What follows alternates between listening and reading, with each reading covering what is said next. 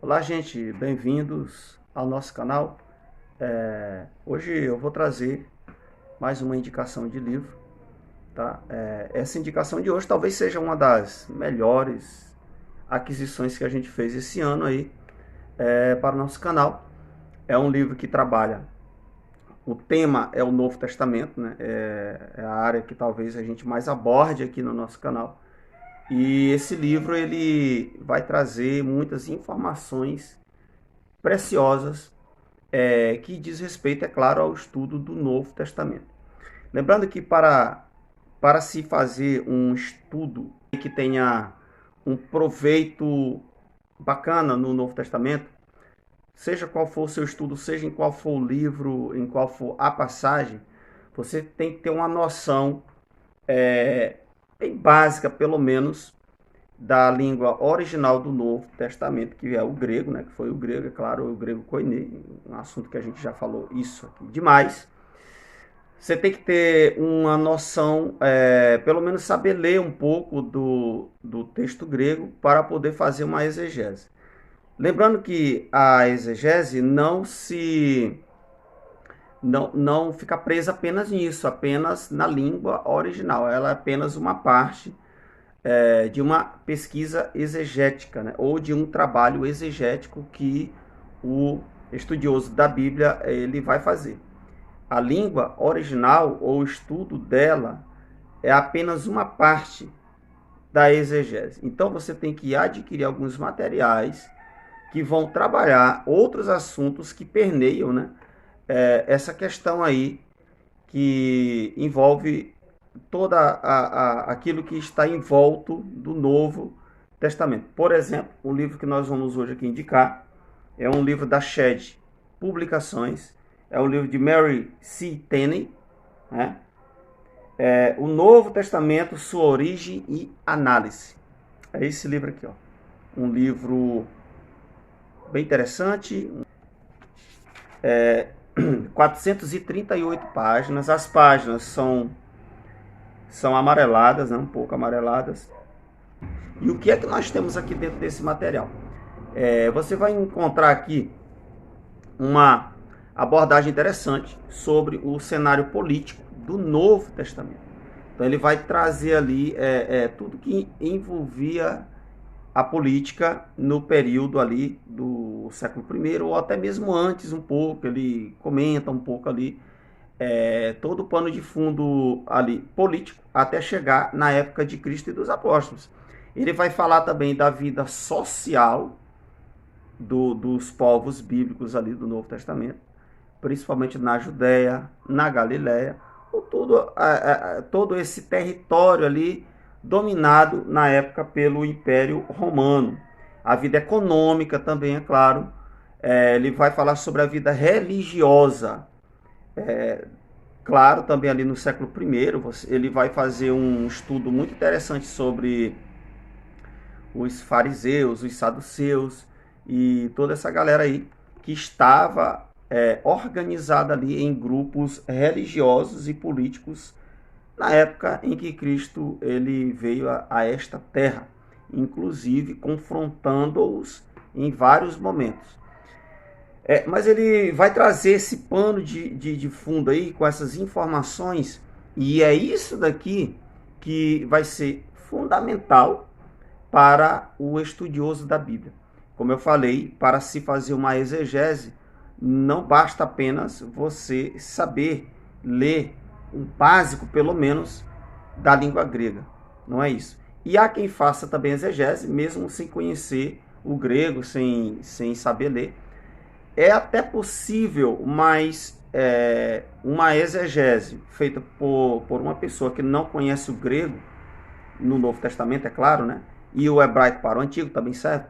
Uma pessoa que não conhece o básico dessas línguas aí, ele pode até fazer uma exegese tendo como base os livros e tal, o material que ele tem, dicionários e tal. Mas não se compara a uma exegese feita por uma pessoa que conhece, além de todas essas informações culturais históricas que eu trouxe aqui, que vão ser inclusas também dentro dessa pesquisa exegética, essa pessoa tendo um certo domínio na leitura do texto grego, cara, já vai acrescentar demais na questão da interpretação. Porque o exegeta, ele faz a sua própria tradução daquele texto ali que ele escolheu fazer uma exegese. Isso aí é uma lição aí que todos vão fazer. Todo trabalho exegético, ele passa por esse estágio aí, né? Dentre os vários estágios desse trabalho exegético, um dos é o pesquisador fazer a sua própria tradução. E isso é que é interessante, porque ele vai ver as nuances que há dentro de frases, entendeu? De palavras, aonde ele vai entender por que traduções em certos pontos são diferentes. Olha só. E ele vai se deparar também, como eu falei, com outras informações tipo histórica, que vai acrescentar demais também, que vai ajudar também nessa questão da interpretação, já que a tradução, ela passa pelo contexto também. Olha só que coisa interessante. Uma tradução de um verso passa pela tradução também, é claro, e pelo entendimento dos versículos que estão em volta daquele versículo ali. Por isso que a gente insiste em dizer que uma boa exegese só é feita por quem conhece, no mínimo, um pouco da língua grega do Novo Testamento, é claro.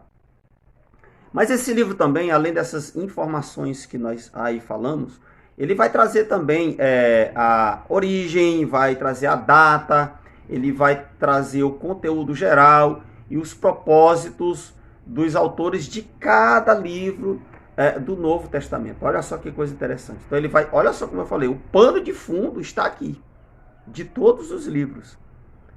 Além dos antecedentes políticos, econômicos, históricos, religiosos, ele vai trazer também toda essa abordagem em cima de cada livro da Bíblia. E, é claro, ele vai trazer um esboço completo também de cada livro. Então, todo esse trabalho aí é feito pelo autor desse livro aqui, uma obra maravilhosa. Ele vai trabalhar também um pouco da história da igreja, ali no final, né? Principalmente quando ele aborda o livro de Atos. E no fim desse livro aqui, o último capítulo, se eu não estou enganado, ele vai trabalhar um pouco sobre a história do cânon do Novo Testamento. Ele vai trazer essa abordagem ali, e é um estudo que é muito importante para todo estudioso da Bíblia. Ele está por dentro da origem do cânon, porque existe um debate muito grande em cima desse assunto aí, tanto do Novo quanto do Antigo Testamento, que não é nenhum tema desse vídeo, mas que serve também em termos de importância. Isso vai ajudar também. Então, existem muitos debates sobre quais livros que tinham que estar, quais que não tinham que estar, inclusive na época da Reforma Protestante. Lutero, olha só, Lutero, ele era contra a canonicidade do livro de Tiago, para quem não sabe. Olha só, para ele, Lutero, o livro de Tiago, ele ia contra tudo aquilo que Paulo tinha ensinado em suas cartas. E para Lutero, Paulo, ele era infinitamente mais canônico do que Tiago. Então, para você, olha só, isso é um debate já na Idade Média ali, mas você pode ver que esse assunto do cânon, ele vai percorrer ali todo o período antigo, da Alta Idade Média e também da Baixa Idade Média. Então, você vai ter esse debate todo o tempo. E nesse livro aqui, ele vai trazer uma pequena abordagem também sobre o cânon. Enfim, ele vai abordar tudo isso daí. Eu vou ler aqui. Ele tem um índice muito grande, é claro. Eu não vou ler o índice todo, tá bom? Eu vou ler apenas a parte 1. Eu vou ler apenas o título dos capítulos. Então ele fala aqui na parte 1, ó, o mundo do Novo Testamento. Aí no capítulo 1, o mundo político. O 2, o mundo social e econômico. O mundo social, o mundo econômico, a agricultura. Ele vai aqui abordar as finanças, a sociedade judaica, a sociedade pagã, as conquistas culturais, etc. Ponto 3, o mundo religioso. Ele vai falar sobre o panteão greco-romano, o culto ao imperador, as religiões de mistério, as filosofias, etc. Sobre o judaísmo, ele vai falar sobre a sua origem, teologia, o templo, ou seja, tudo aquilo que é abordado dentro do judaísmo. Antecedentes judaicos para o Novo Testamento, 200 a.C. a 200 depois de Cristo, como eu falei. Ele vai trazer essa abordagem histórica aqui, trazendo esse pano de fundo aqui para o período de Cristo e dos apóstolos, né?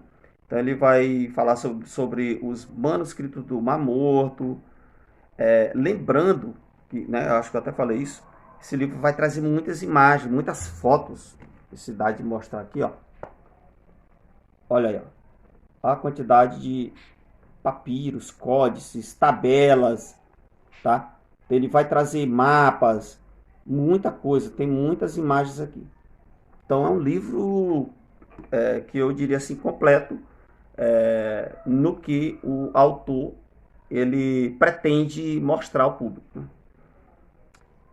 Falar dos apócrifos e tal. A parte 2, ó, os evangelhos, os registros da vida de Cristo. Aí ele vai falar sobre o Novo Testamento completo, sobre cada livro, tal, como eu falei, essa parte que eu vou pular. A parte 3, os registros da igreja primitiva, o período da expansão de 30 a 60 depois de Cristo. Aqui ele já vai tratar da história da igreja, como eu falei, né?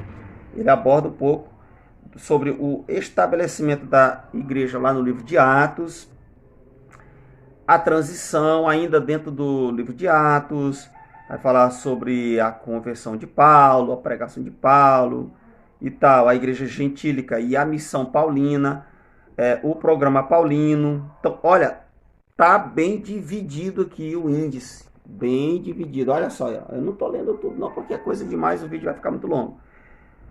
Tô lendo só os pontos. A prisão de Paulo, a parte 4. Os problemas da igreja primitiva, do período vai de 60 a 100 depois de Cristo, que ele chama de período de consolidação.